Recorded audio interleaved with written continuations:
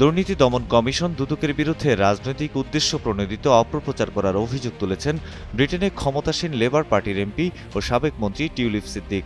ছাত্র জনতার আন্দোলনে ক্ষমতাচ্যুত সাবেক প্রধানমন্ত্রী শেখ হাসিনার ভাগ্নি টিউলিপ সিদ্দিক তার বিরুদ্ধে দুদকের গ্রেপ্তারি পরোয়ানা জারির পর এই মন্তব্য করেন। গার্ডিয়ান ও ব্রিটিশ সংবাদ মাধ্যম বিবিসি সহ বিভিন্ন গণমাধ্যমের প্রতিবেদনে উঠে এসেছে এ তথ্য। গ্রেপ্তারি পরোয়ানার প্রতিক্রিয়া জানিয়ে সাংবাদিকদের টিউলিপ বলেন, বাংলাদেশি কর্তৃপক্ষ মিডিয়া ট্রায়াল করছে। আইনজীবীরা সক্রিয়ভাবে বাংলাদেশি কর্তৃপক্ষের কাছে লিখেছিলেন, কিন্তু তারা কোনো উত্তর দেননি। গ্রেপ্তারের বিষয়টিকে তিনি গুরুত্ব দিতে চান না উল্লেখ করে বলেন, এটি সম্পূর্ণ রাজনৈতিক উদ্দেশ্য প্রণোদিত অপপ্রচার। আমাকে হয়রানি করার চেষ্টা করা হচ্ছে। আমার বিরুদ্ধে কোনো অপরাধের প্রমাণ নেই।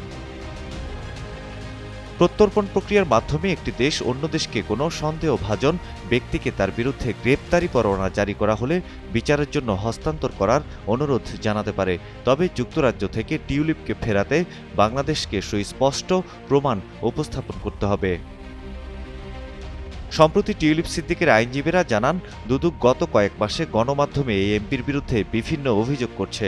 টিউলিপ সিদ্দিকের আইনজীবী স্টিফেন্স হারউড বিবিসিকে দেয়া এক বিবৃতিতে বলেন, এই অভিযোগগুলো সম্পূর্ণ মিথ্যা এবং মিসেস সিদ্দিকের আইনজীবীরা লিখিতভাবে এর জবাব দিয়েছেন। ওয়ালটন আবারও মিলিনিয়ার অফারে ওয়ালটন ফ্রিজ কিনে আপনিও হয়ে যেতে পারেন মিলিয়নিয়ার। মিলিনিয়ার ছড়াছড়ি দেশ জুড়ে, এটা শুধু ওয়ালটেনই পারে। দুদক শেখ হাসিনা ও তার পরিবারের সদস্যদের বিরুদ্ধে বাংলাদেশের অবকাঠামো খাত থেকে প্রায় $5 বিলিয়ন আত্মসাতের অভিযোগ খতিয়ে দেখছে। এই তদন্ত শেখ হাসিনার রাজনৈতিক প্রতিপক্ষ ববি হাজ্জাজের করা একগুচ্ছ অভিযোগের উপর ভিত্তি করে তৈরি করা হয়েছে। বিবিসির প্রতিবেদনে বলা হয়েছে, ববি হাজ্জাজ অভিযোগ করেছেন, টিউলিপ সিদ্দিক 2013 সালে রাশিয়ার সঙ্গে বাংলাদেশকে একটি চুক্তি করতে সাহায্য করেছিলেন।